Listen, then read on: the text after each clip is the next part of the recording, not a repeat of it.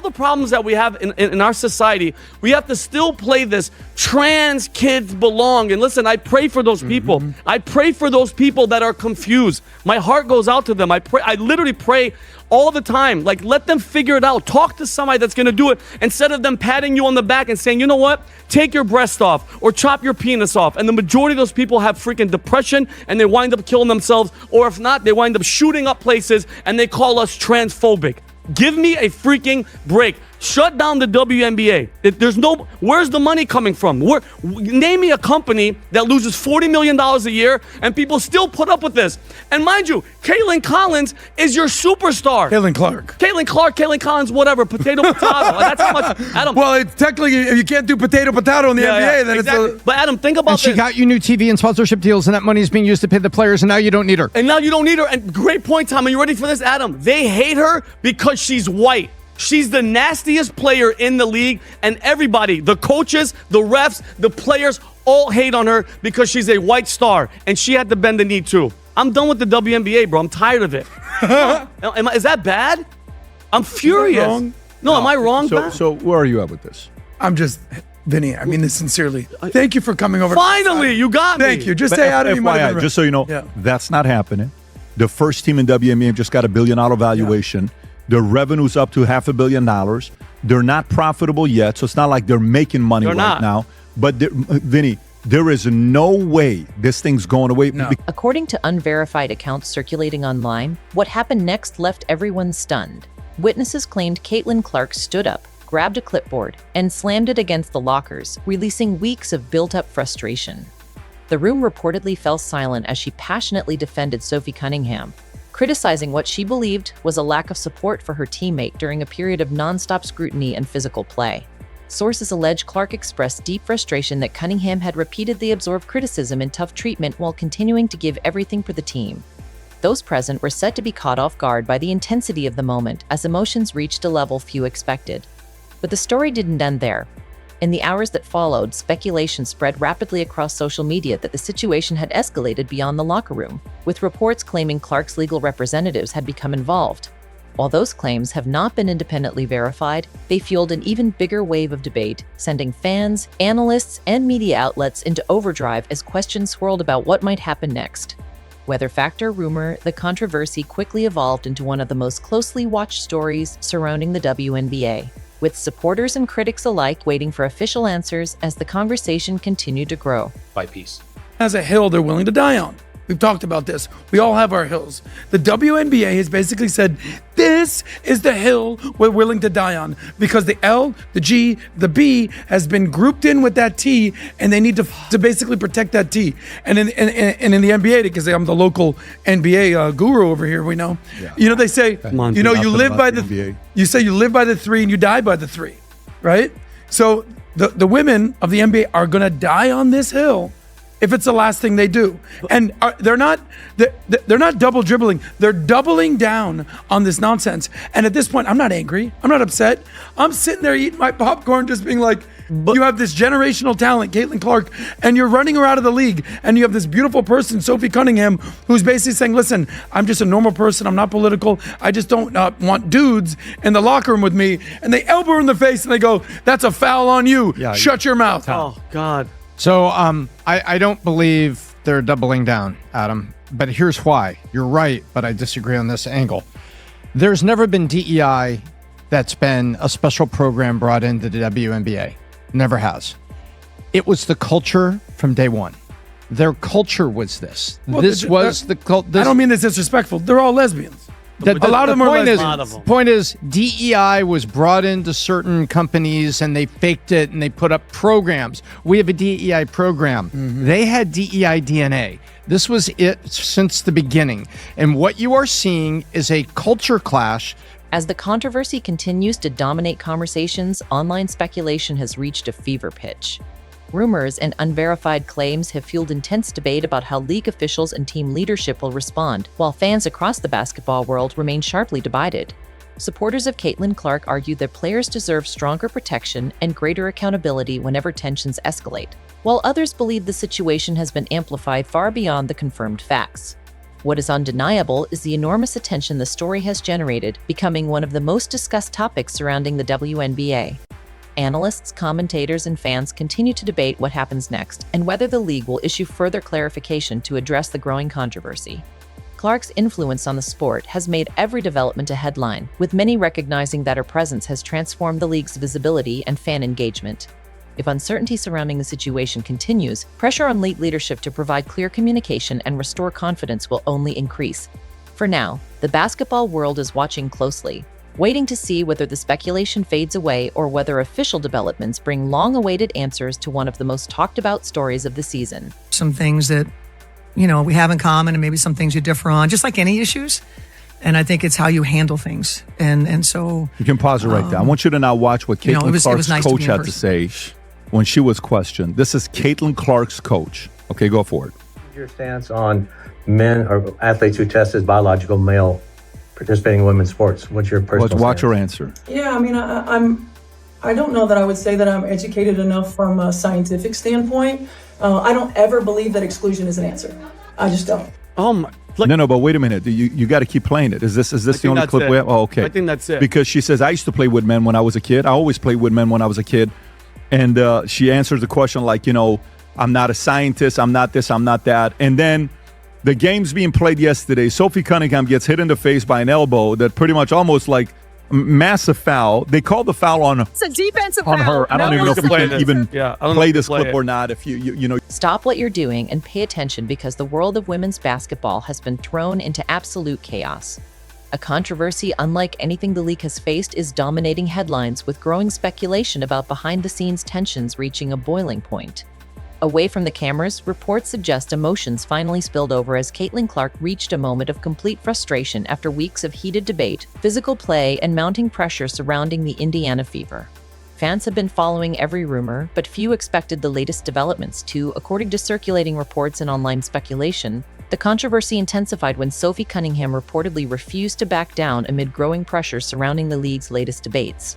Almost overnight, she became one of the most talked-about figures in women's basketball, with critics questioning her every move while supporters rallied behind her. Claims surfaced that she faced constant criticism from opposing benches, controversial officiating decisions, and an increasingly hostile atmosphere whenever she stepped onto the court. Whether intentional or not, many fans believe the pressure was designed to wear her down and send a message to anyone unwilling to fall in line. Throughout the turmoil, league leadership was accused by critics of failing to calm the situation, allowing tensions to continue escalating around one of Indiana's toughest competitors. What many overlooked, however, was Cunningham's close bond with Caitlin Clark. Supporters argued that targeting one of Clark's most trusted teammates was never going to end quietly. The emotional turning point reportedly came after another intensely physical and emotionally charged game, when the Fever returned to the locker room carrying the weight of weeks of non-stop controversy. Reports claimed Cunningham, known for her toughness, appeared visibly frustrated by everything that had unfolded. Clark, who had largely stayed focused on basketball despite months of scrutiny and physical play, was said to have reached her limit. Witnesses described the room falling completely silent as she rose to address those present, delivering an emotional message that reflected the mounting frustration surrounding the team. While the exact details remain unverified, the reported exchange quickly became one of the most talked about moments, fueling the ongoing conversation across the WNBA, sparked such an intense wave of discussion across the basketball world. Now, claims of internal conflict, possible legal action, and growing division are fueling non-stop conversation online. At the center of it all is the backlash surrounding coaches wearing Trans Kids Belong shirts, a move that ignited fierce reactions and placed Sophie Cunningham under an even brighter spotlight. According to circulating reports, many believe key figures underestimated the loyalty and determination of Clark as the situation escalated. Stay with us until the end as we break down the controversy, separate verified facts from speculation, and examine why this story has become one of the biggest talking points in the WNBA.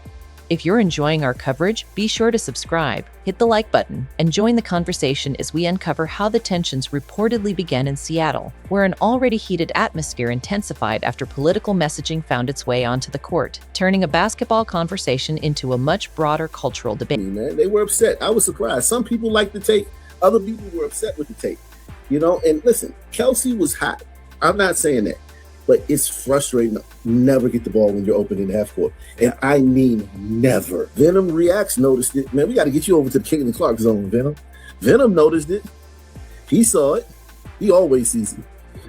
Like, look at this, man. They got raped. Yeah, Venom always does solid breakdowns.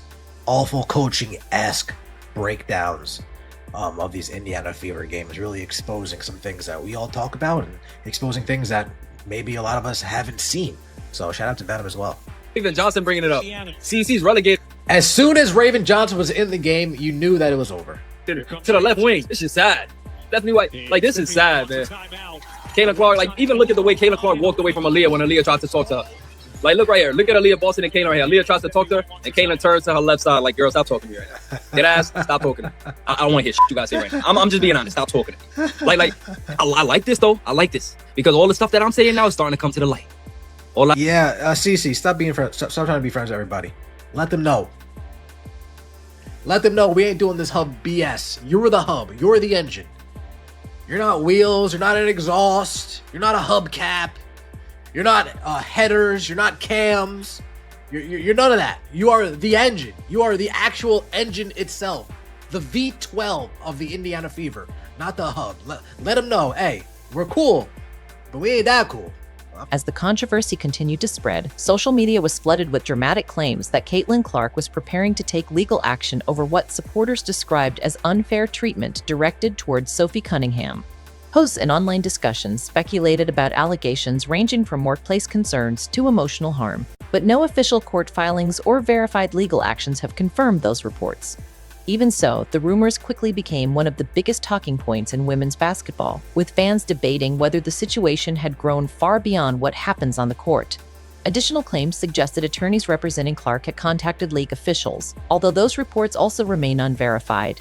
According to the online narrative, the central message was clear: Cunningham deserved respect, fair treatment, and the same protection afforded to every player in the league. Whether those reports ultimately prove accurate or not, the controversy has intensified questions about player safety, professionalism, and accountability, turning an already heated debate into one of the most closely followed stories surrounding the WNBA. That Caitlin Clark actually got some calls last game. So I'm sure the officials saw that, and they made sure today that she didn't get any calls and she didn't shoot many free throws. That was the thing today. You refs got to stay off Twitter, man. So reactive in this league, man. What a league this is, man. But yeah, this was all game. And I get there at home and I get that, if you call that every time, all Minnesota's guards would file out in the first quarter. But still, to never call it is the opposite way. And I'm not talking about just fouls, I'm talking about to never call this. This is a foul, okay? If that's Olivia Miles, that's a foul. Olivia Miles is a rookie. Hasn't paid her dues. Doesn't have to mention Cheryl Swoops. That's true. The roles were reversed for calling a foul on this. And I think that's everybody's biggest gripe. If this wasn't called by any across the board, fine. But the fact that it's such a double standard, maybe not double standard, the fact that there's such hypocrisy involved, it's like, all right, well, we're going to call fouls here. No, I think double standard is the right word. The fact that we're going to call fouls when it's Caitlin Clark playing defense, but we're not going to call fouls when they're playing defense like this on Caitlin Clark, well, that's the issue. We need it to be fair across the board. And all the veterans, Cynthia Cooper and Teresa Weatherspoon, every time she opens her mouth, she's not required to do that. And she hasn't even paid her dues yet in the league yet. This is the moment everyone in women's basketball is talking about. A superstar at the center of a storm that has fans, analysts, and the entire WNBA community debating what happens next. Whether you believe Caitlin Clark is standing up for a teammate or think the controversy has gone too far, one thing is certain: this story has sparked a massive conversation across the sports world. Now I want to hear from the asterisk you ask. Drop your honest thoughts in the comments right now. Do you think players need stronger protection, or do you believe the reaction has become bigger than the facts we know so far? If you're enjoying this coverage, hit the asterisk like button, share this video with other WNBA fans, and subscribe so you never miss the latest breaking stories, analysis, and updates from around the league. Your support helps us keep bringing you the biggest basketball conversations as they unfold. Trans kids, this is it right here. That's the coach. Trans kids belong. They had a conversation together. They walked up to each other. They had the talk. And by the way, just so you know, we did not know this. I Googled to see which side Cheryl Reeve is on. She's actually a lesbian. Nothing wrong with that. But they're having a conversation here to the left. That's Sophie and her talking. Then the post-game interview, she's being interviewed, the coach, and the question is asked. And here's what the coach had to say of the opposing team. If you can go to what the coach had to say of the opposing team in the post-game interview. Stop what you're doing and pay attention because the world of women's basketball has been thrown into absolute chaos. A controversy unlike anything the league has faced is dominating headlines, with growing speculation about behind-the-scenes tensions reaching a boiling point. Away from the cameras, reports suggest emotions finally spilled over as Caitlin Clark reached a moment of complete frustration after weeks of heated debate, physical play, and mounting pressure surrounding the Indiana Fever. Fans have been following every rumor, but few expected the latest developments to spark such an intense wave of discussion across the basketball world. Now, claims of internal conflict, possible legal action, and growing division are fueling non-stop conversation online. At the center of it all is the backlash surrounding coaches wearing Trans Kids Belong shirts, a move that ignited fierce reactions and placed Sophie Cunningham under an even brighter spotlight. According to circulating reports, many believe key figures underestimated the loyalty and determination of Clark as the situation escalated. Stay with us until the end as we break down the controversy, separate verified facts from speculation, and examine why this story has become one of the biggest talking points in the WNBA. If you're enjoying our coverage, be sure to subscribe, hit the like button, and join the conversation as we uncover how the tensions reportedly began in